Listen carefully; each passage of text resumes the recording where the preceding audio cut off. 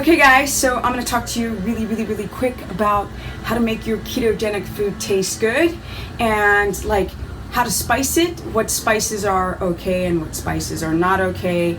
So I will not cover all the spices because this is a quick impromptu video. Now, here's a problem. You guys do a ketogenic protocol and you're like, oh my god, it's just like I'm so limited. I don't understand how things can be limiting on a ketogenic protocol because essentially you're just eating real food. And if you didn't drown your food in a bunch of ketchup and sauces and hot sauce and all of this kind of nonsense, you'd actually taste your food, and then that acquired taste becomes like super high, palatable, and lovely. But if you're gonna spice your food, let's talk about a couple of things that you guys ask me about all the time. Now, let's talk about the little old nutritional yeast. Now, a lot of vegans use this because it has a cheesy flavor to it, right? There's like little flakes to this stuff. Really great. Now, it's nutritional yeast. It is supposed to be the inactive form of yeast, so it shouldn't convert into fungus in your gut. This stuff's great.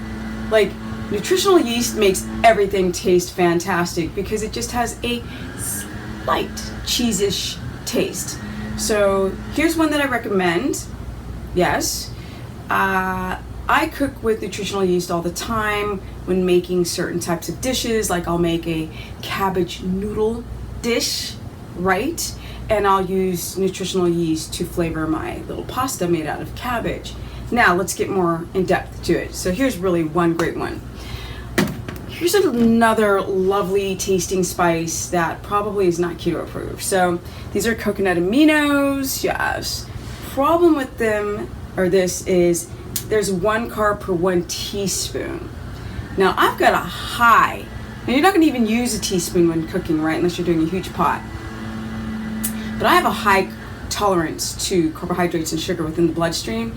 It doesn't really compromise my keto adaptation, but from coaching nearly 3,000 people, it compromises most people's keto adaptation. So you'd have to use your glucometer 10 minutes before, up to an hour later, to see if the blood glucose spike goes up and then goes back down to baseline, to know if you can actually use coconut aminos. Taste fantastic, love, but most of you cannot do this. Some of you can, but you have to test to find out.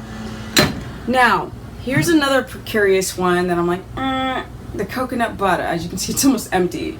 This stuff is like my candy. It's got a slight sweet taste to it, but because of that, yes, it's got 2 grams of sugar and 8 total carbs in it per 2 tablespoons. Again, now the fiber and the fat slow down the rate at which the sugar, the carbohydrate hit the bloodstream, so you don't have a high glucose spike. But some people have sensitivity to coconut because they have leaky gut, and they've created, coconut has a histamine response in many of those who have leaky gut. Sometimes the carbs are just too much for y'all, and you have glucose spikes. So I often say to people, you can't use the coconut butter. You actually have to keto adapt. You have to get good development of GLUT4 receptors post-workout. Certain ways to be able to clear out blood sugar or meditate or repair your metabolism or your gut lining. So this is another really amazing one. I'll put this on my flax and coconut flour pancakes as a spread. Fantastic. But to be honest, and for those who don't have leaky gut so extreme, this is my favorite candy, right? This is the Kerrygold, and everybody's familiar with the Kerrygold, and Kerrygold is not perfect, but it is affordable and it is becoming worldwide. I found Kerrygold in a shop in Cambodia. Like, for real, I was jumping. I was like, oh my god! I had way energy about that. So Kerrygold is mostly grass-fed, but it tastes amazing. And if you don't have any type of dairy sensitivity from, again, leaky gut, which creates too many histamines, and from the mast cells, then butter is what I use all day long. See, ketogenic protocol is mostly animal fat, contrary to you guys trying to use coconut oil. Come on, olive oil. No. especially people are like, oh my God, my doctor said get off the saturated fats and just eat a bunch of mono. Every time I see somebody switch to all mono, saturated, unsaturated fat sourced for their ketogenesis or ketogenic lifestyle, they become gluconeogenic, they're tired, and they do not do well. And man, your testosterone goes, oh my no, downhill. This is where it's at. Butter or lard, taste amazing. Also beef, tallow, duck rendering, all make your food taste fantastic.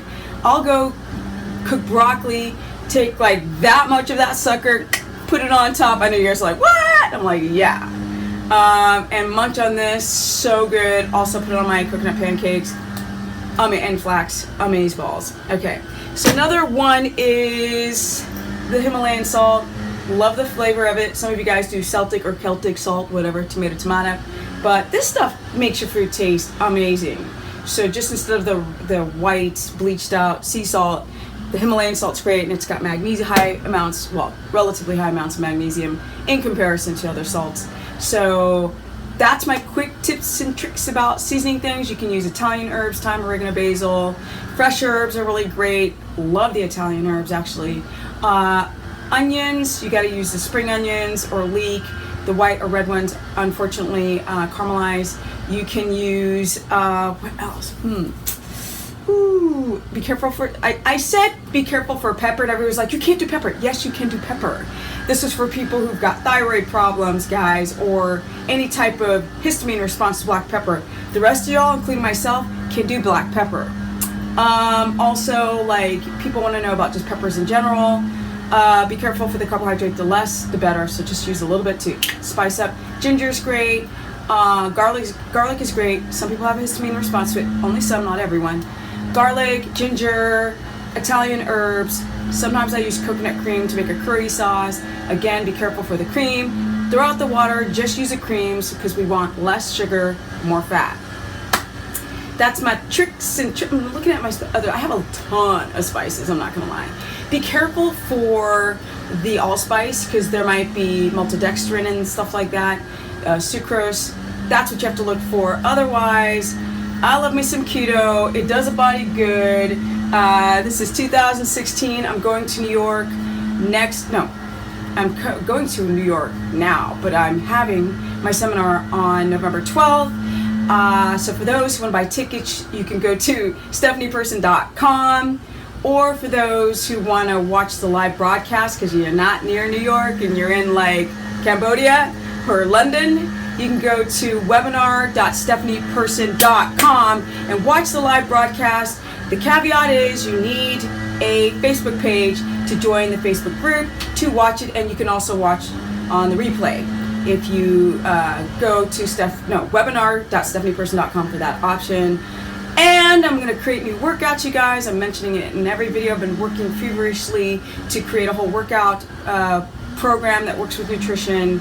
I'm so excited. Having a film crew who will start to film me. So watch me go to New York, watching the streets of New York. Somebody is complaining about where my eyeballs are on the camera, but it depends on which way I set up my iPad on the mount, which I need to stop using an iPad. Anyway, you can go to stephanieperson.com, Stephanie the Business Person, my Facebook fan page, Stephanie Ketogenic on my Instagram, and Steph the Business on my Periscope or Twitter, which I'm never on. And I'm about peace out. Peace.